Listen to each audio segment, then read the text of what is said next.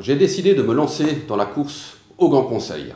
Mon objectif est que Genève conserve la maîtrise de son destin. Maîtriser son destin, ça signifie maîtriser l'immigration, conserver une politique monétaire et fiscale, et puis conserver la compétence de décision au niveau local. Nous avons une immigration sociale et non plus une immigration de travail. La sécurité s'est considérablement détériorée, à savoir que le nombre de cambriolages aujourd'hui avoisine les 700 à 1000 cas par mois, ce qui est énorme.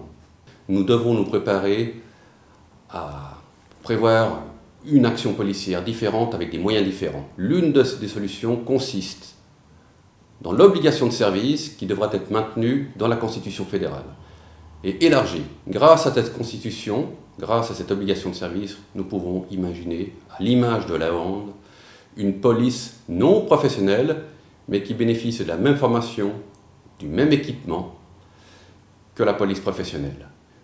Grâce à cette police, entre guillemets, de milice, nous parviendrons à compenser les vides, à assurer une présence policière la nuit et à décharger la police professionnelle des principales tâches non gratifiantes qui péjorent son activité de terrain. Genève est la ville la plus endettée de Suisse, c'est le canton le plus endetté de Suisse. Il bénéficie effectivement de la bonne santé économique de la Suisse, mais Genève, c'est l'équivalent de Détroit au niveau finances publiques. C'est 14 milliards de dettes.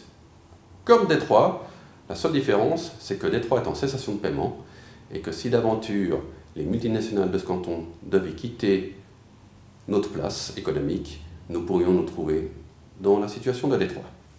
Le logement est un grave problème, à savoir que Genève envoie ses propres ressortissants, ses natifs, habiter en France voisine pour accueillir une population d'immigration sociale qui, elle, capte le marché locatif bon marché.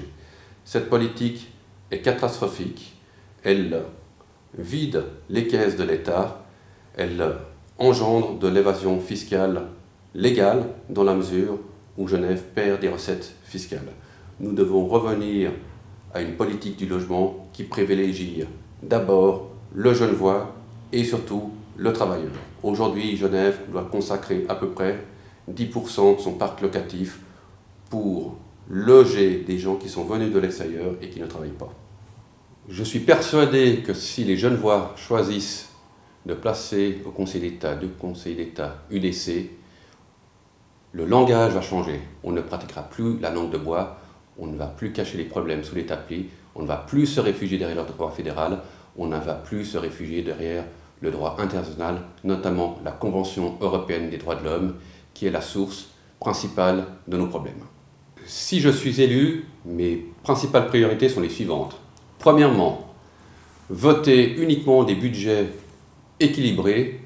Deuxièmement, m'assurer que Genève applique, à l'instar des autres cantons, notamment alémaniques, le droit des étrangers.